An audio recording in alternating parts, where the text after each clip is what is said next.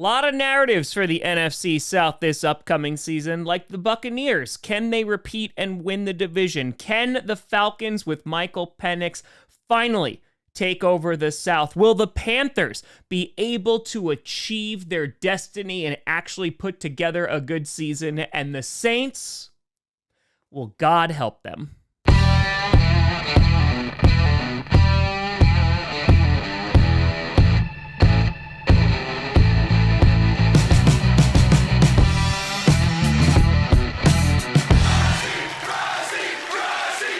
Grossi Posse Packer Nation. Welcome to an episode of Podcast, the podcast where you don't have to be a Packers fan, but it sure does help. I'm your host, Tom. No, seriously, Saints fans, if you need anyone, if you feel like you're really struggling, just reach out. And while I hopefully will not be able to relate, I will be able to support, because it might be an ugly season. Grossi, and today we are going to be predicting each team's floor and ceiling in the NFC South. And this is a bit of an interesting division this year. We're talking about potential contenders. The Buccaneers were a surprise team last year with how good they were. The Falcons almost won the division last year, and after moving on from Kirk Cousins, and just to be specific here, they haven't moved on roster-wise, or at least as of recording this video, because they are still paying him on the roster. But moving over to Michael Penix, the Panthers, they had a very optimistic finish to last year's season, and the Saints, once again, if God comes down and goes, hey, I got you, maybe they can win about 6 or 7 games. So again, lots of narratives heading into this season. And taking a look and starting off with the Tampa Bay Buccaneers, they were a bit of a shocker last year. And I have to say, I am so incredibly happy for Baker Mayfield, because just not only has he been able to overcome a lot, like playing for the Cleveland Browns, which honestly is pretty difficult, but Baker Mayfield is heading into this season once again with a new offensive coordinator, which makes it 8 seasons in a row.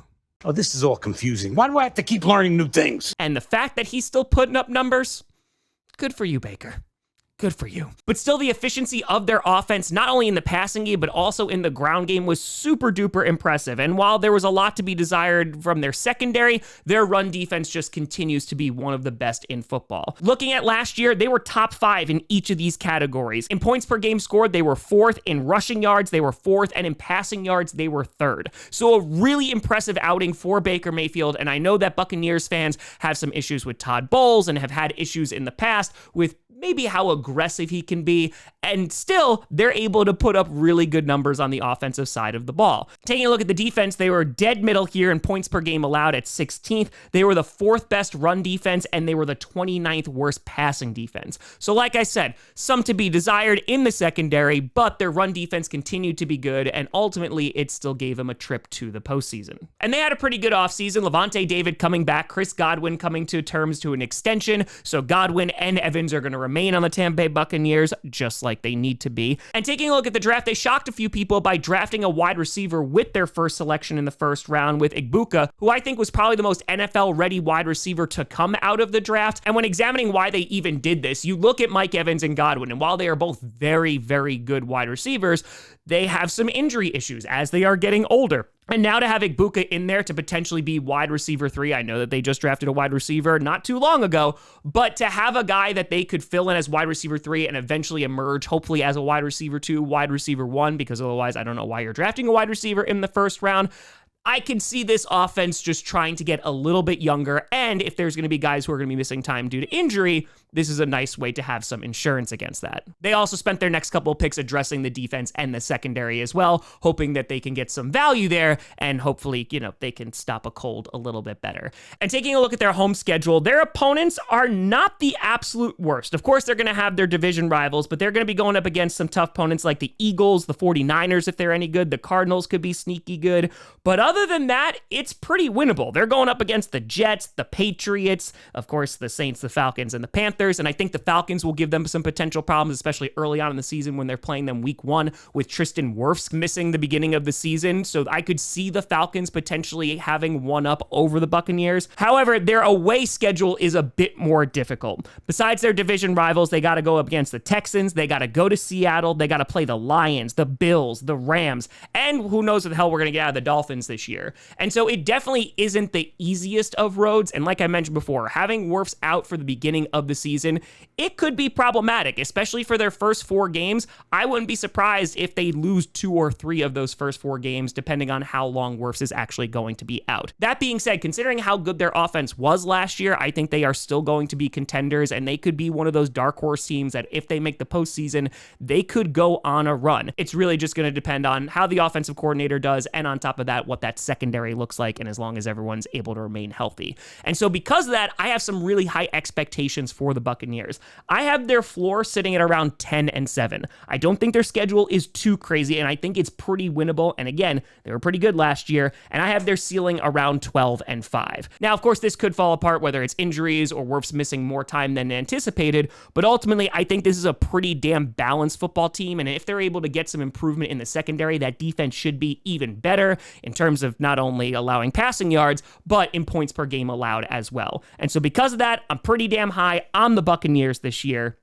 Let's see if they disappoint me.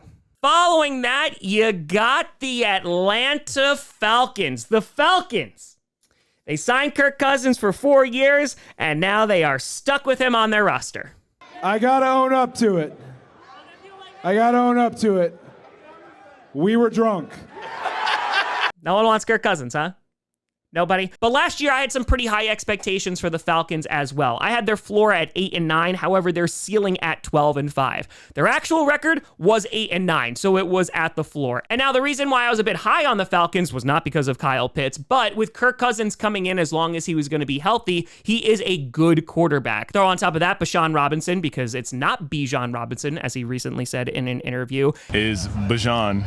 I know a lot of people say Bijan, but... It's Bijan. He is a phenomenal player. And if that offense started clicking, they have some great wide receivers on the team. I thought they had enough weapons within a weaker division that they could potentially take advantage of that. And to their credit, but also their detriment, they could have won that division. There were times where they were in the lead in the NFC South, and unfortunately, it all just fell apart. They switched over to Michael Penix Jr., and what we saw wasn't too bad. I'm very curious to see him for a full season, as the Falcons are fully backing him now, and Kirk Cousins is going to be the backup. But ultimately, we're really going to see what the potential of the Falcons are this year with Michael Penix under center. Taking a look at their offense last year, they were 13th in points per game scored on offense. They had the 10th best rushing offense and the 5th best passing offense. Taking a look at defense, 23rd in points per game allowed, not so great. Right around the middle with the 15th best running defense and 22nd best passing defense. So there was definitely some room for improvement. Now, I will give the Falcons a bunch of credit because they made a big splash in the draft by drafting 2 edge rushers in the first round. Similar to how the Texans spent 2 first-round picks on CJ Stroud and Will Anderson, they're just going all in at this point. And it makes sense. You have a second-year quarterback who has shown some potential, and now is the time, if you are going to be a contender, let's see what happens. They brought in Leonard Floyd, who doesn't really move the needle for me a ton, but it's another body on the defense. Mike Hughes getting a contract. And ultimately for the Falcons, I think it's all ahead of them. Yes, there's some more hype about Kyle Pitts, but I'll believe it when I actually see it. But really, this is going to be the season of, if Michael Penix can be the guy, well, then the ceiling for the Falcons is going to be pretty damn high because they have some talented guys on that roster. And taking a look at their schedule, it doesn't look like the absolute worst. Taking a look at their home schedule, they got some tough games against the Commanders, the Bills, and the Rams, who I think are going to give them the most amount of problems. And their away games, the Vikings, we'll see how J.J. McCarthy is, but the 49ers, they could be hit or miss. And of course, the Cardinals, they could be hit or miss as well. So the away games, besides their divisional opponents, it doesn't seem to be too bad. And as I mentioned for the Buccaneers, the fact that the Falcons and Bucs are playing week 1 and it will be without Tristan Wirfs, this could potentially give the Falcons a pretty big advantage. And who knows, if this comes down to the very end of the season, the Falcons might have a 1-game advantage over the Buccaneers heading into the postseason. And so all of that being said, this is going to depend on Michael Penix. I do think based off what we have seen, he's a pretty solid quarterback, but of course we'll get an extended look this upcoming season. I have their floor around 9-8. I think just based off their run game alone, they can win some football games. And if their pass rush, which has desperately needed an upgrade, is able to be, I don't know, even somewhat effective, they should be pretty solid. I have their ceiling at 11-6. So 1 game below the Buccaneers. However, as I said before, if the Buccaneers stumble a little bit, that 1 game could make a huge difference, that week 1 matchup, and who knows, maybe the Falcons could even win the division. but for real this time. Then you got a potential wild card team, not necessarily for the playoffs maybe, but a wild card in, this is an interesting team, the Carolina Panthers. Last year I had a floor of 3-14 for the Panthers and a ceiling of 8-9, and they were right in the middle there at a 5-12 record. However, heading into this offseason, there was a sense of optimism going on with the Carolina Panthers. Bryce Young had a pretty nice stretch to end the season. There was a couple games where maybe not so good. And while he wasn't a world ender by any stretch, the fact that he was able to come in after being benched and play pretty darn well, I mean, hell, Carolina will take anything at this point. And so it just seemed like, okay, the needle was starting to move maybe in the other direction where we could actually be happy with the Carolina Panthers. And heading into this offseason, the Panthers spent a lot of money. Not only did they bring in Wharton at defensive tackle, they gave a ton of money to their secondary, including J.C. Horn and, of course, Jackson as well. They got Morrig at safety to replace Xavier Woods, and ultimately, they're just rebuilding that defense. I know that they spent a whole lot of draft picks in previous drafts on the defense, and now they're kind of supplementing that with some free agents as well. And in the draft, just like the Buccaneers, they drafted a first-round wide receiver in Teteroa McMillan, who could be their wide receiver one, something that they have desperately needed. While Adam Thielen is still a good wide receiver, they at least need a younger, faster option, and McMillan could be that guy. And taking a look at this season, yes, there's a lot of question marks about the Panthers. Can Bryce Young play consistently an entire NFL season? That's the ultimate question, and is the defense going to be better? Because it was pretty rough last year. Taking a look at their offense, they were 23rd in points per game scored. They had the 18th best rushing offense, the 30th worst passing offense. So, not great. However, if you thought that was bad, let's take a look at the defense. They were ranked dead last in points per game allowed at 32nd. They were ranked dead last in run defense at 32nd, and they were ranked 23rd in passing defense. So, it's not dead last. So, that's good at least. But obviously, these things need to get better. That's why they're bringing in defensive tackles. They're throwing a whole bunch of money at that defense in an attempt to make these stats better. Because honestly, for two of these categories, it literally cannot get worse. And if you have a better defense, it takes some of the pressure off your young quarterback. But ultimately, the Panthers ended last season strong and are very ready to stop being the joke of the NFL.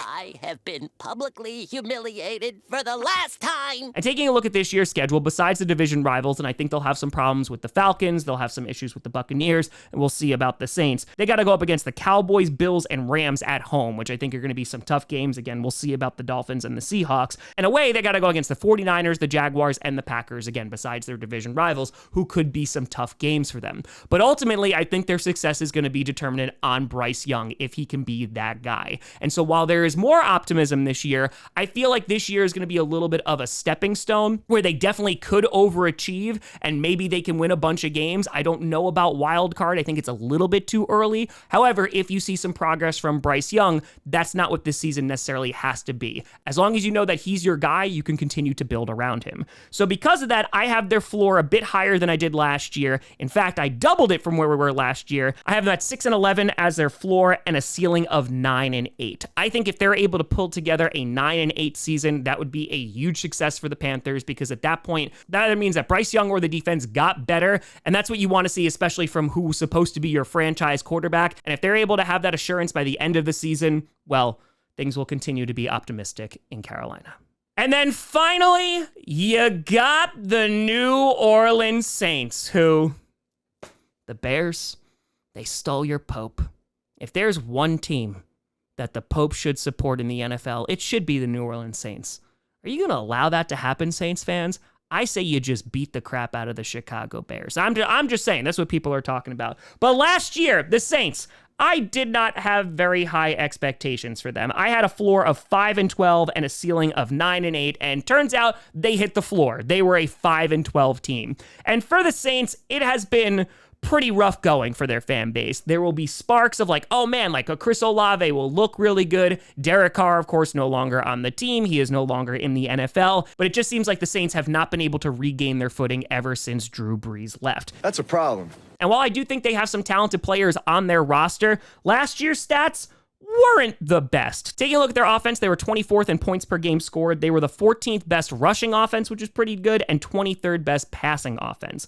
Now, the defense, they were 19th in points per game allowed. They were 31st, so nearly dead last in run defense. Of course, the last place team there was the Carolina Panthers, who we just talked about, and they were 27th in pass defense. So that defense leaves a lot to be desired, and we haven't even talked about the quarterback position on offense yet.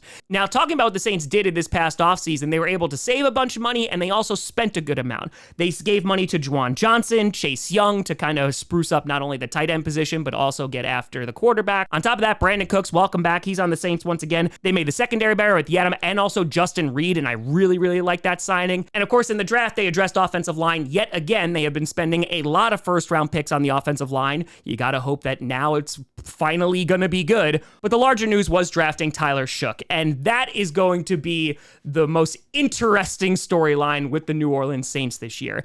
Is this just a stopgap quarterback? Is this a guy who's going to be their franchise leader to lead them into the future?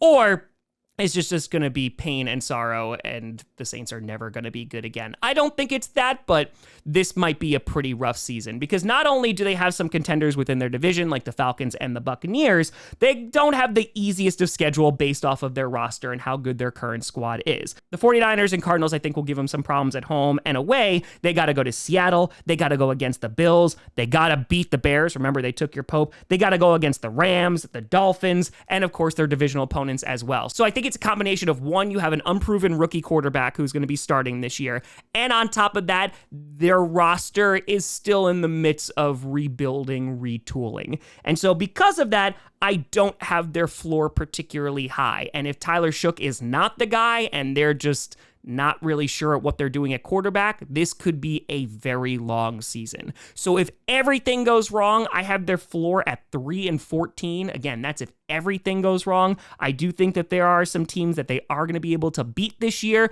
but it's going to depend on Shough. Then looking at their ceiling, I have them around 7-10. So I have them taking a bit of a step back this year. Maybe they will be a pleasant surprise and they're able to take that roster and win some more games and overachieve. And maybe Tyler Shough is really good, which will definitely elevate that team. But right now on paper, I just don't have a lot of optimism in the Saints. And ultimately, yeah, we'll see if they can dig themselves out of this hole or just wind up drafting a new quarterback in next year's draft.